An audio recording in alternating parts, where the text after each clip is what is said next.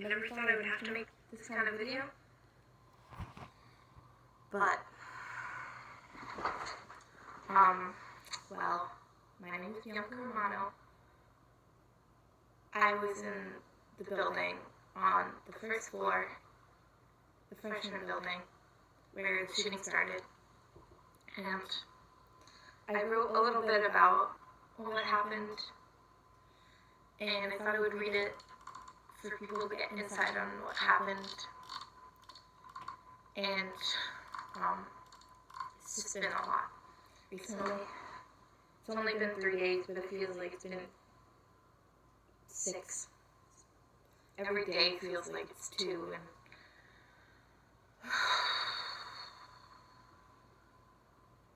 so I'm gonna read this now.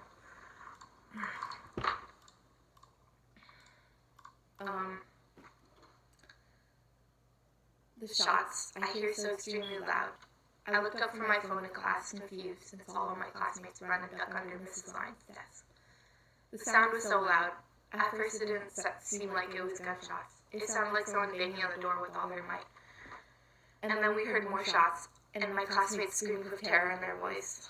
And I thought to myself in the moment, oh, maybe it's a recording or blanks, because when they told us about the code red drill, it said they have fake gunshots. Then the fire alarm was pulled. We stayed in our classroom. I didn't feel scared at the moment because I was confused as to what was going on. But when I looked under the table, I saw my friend Caroline bawling her eyes out. Michael had his phone out and was calling the police, saying, Stoneman Douglas is getting shot at, Stoneman Douglas is getting shot at, over and over to the receiver. I thought it was ridiculous. Like, why are you calling the police? It's obviously a drill. It's obviously fake. I wouldn't find out till later that the first shots I heard were right outside my classroom in the hallway. My classmates were texting their parents so confusely fast, probably saying, I love you, Mom, I love you, Dad. But I turned off my phone in worries that it would go off during the drill. The shots got quieter as time went on and eventually stopped. And then we heard voices in the hallway, people yelling, put your hands up, put your hands up. And my mind raced as to what was happening. My heart was beating out of my chest, and my hip hurt from being in an awkward position through it. I thought the shooters got into their room and were taking them hostage, or maybe worse. The voices got louder until we could hear them. They were right by our classroom. Girls screaming at the top of their lungs from yelling. My class somehow remained quiet, but as I looked at my classmate, Ashley, she looked directly at me and broke into tears. My mind was still racing and I felt sick, anxiety racing through my body. And they started knocking at our door, screaming, open the door, it's the police, over and over again. People were yelling at my teacher to open the door, but I was screaming with my life not to. They kept yelling outside when my teacher said, okay, I'll answer the door. I never heard a tone of voice like that from her, but she could. Before she could open it, the window was smashed open and the door was open when 2 police officers with bulletproof vests and large rifles came in. Did you see what he looks like? Is anyone hurt? We all shook our heads no. Put your hands up over your head and follow me. We followed the officers out the door and stepped on glass and gunpowder. The hall was so dusty, and as I looked around, I saw all the other classes in the hall walking out with officers. They told us to stay to the left and look at the wall. And when I looked to the right, I saw blood pouring out of 2 innocent people. We got to the end of the hall, and police told us to run outside and across the street. And I grabbed my phone from my pocket and turned it on and started running for my life. I saw fire trucks and cop cars and ambulances surrounding the area. We ran across the street and I bent over and tears started to pour. I hit the button to call my mom, and when she answered, I screamed while sobbing. Mom, my school is getting shot and I'm okay, but I saw 2 dead bodies on the ground. My mom cried with me and was unbelievably relieved that I was okay. And I ran across to an area with grass and talked to my mom about what happened, and then we said goodbyes and she said she would be coming to get me soon. As I looked around, I saw people sobbing and hugging companions. I just stood and sobbed, and I bent over and my chest heaved knowing I just went through that.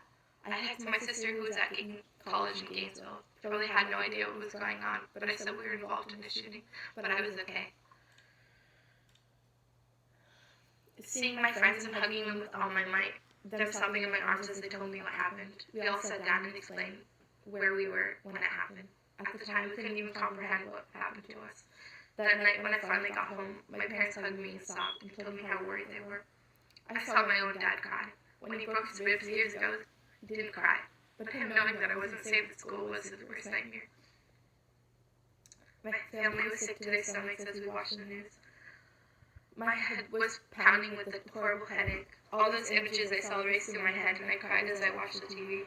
The number of fatalities kept rising and rising, up to 17. It made it one of the worst school shootings in the history of the United States. As I went to bed that night, I only fell asleep because of exhaustion. I would never forget this day.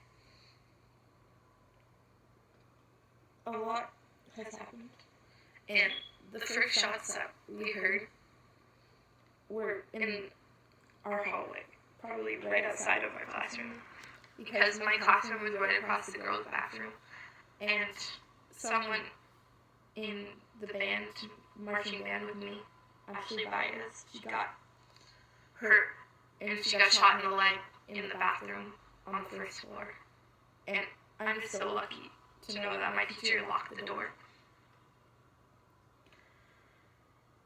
We were always joking and thinking about months before, oh, the shooter was to come, probably the 1200 building, it's separated from the school, there's so many people there, there's 3 levels, they'd probably run up there, and we would never think that this would happen, because we thought we were so safe.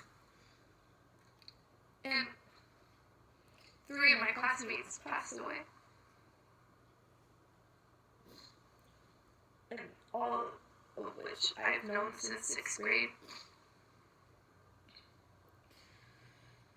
I will never forget all the times that they would come into class and they would be happy and they'd be laughing, talking to their friends.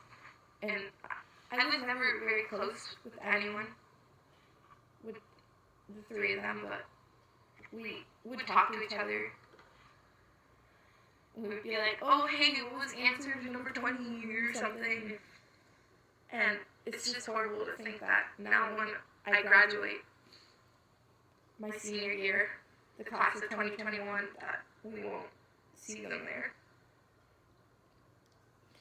And that I don't want my school to be some statistic like, oh, 17 people, 14 injured. It's just horrible. I never thought this would happen. Never in a million years. And I'm so glad my friends are okay.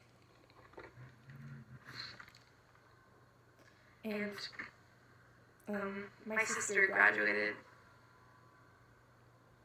last year and she goes to the US now, and she was freaking out. She didn't know what was happening when I texted her, because I texted her and then I had to call my dad and my mom. And she didn't know exactly what was going on. I don't think she knew that I was in the building where it happened. And it's just crazy to go on the news and see all these people's faces. People don't know who they are, but I did. I saw them in the hallways. And I'm just trying to grieve. And I'm so thankful to be with my friends and my family. And I just came back with hanging out with some really good friends.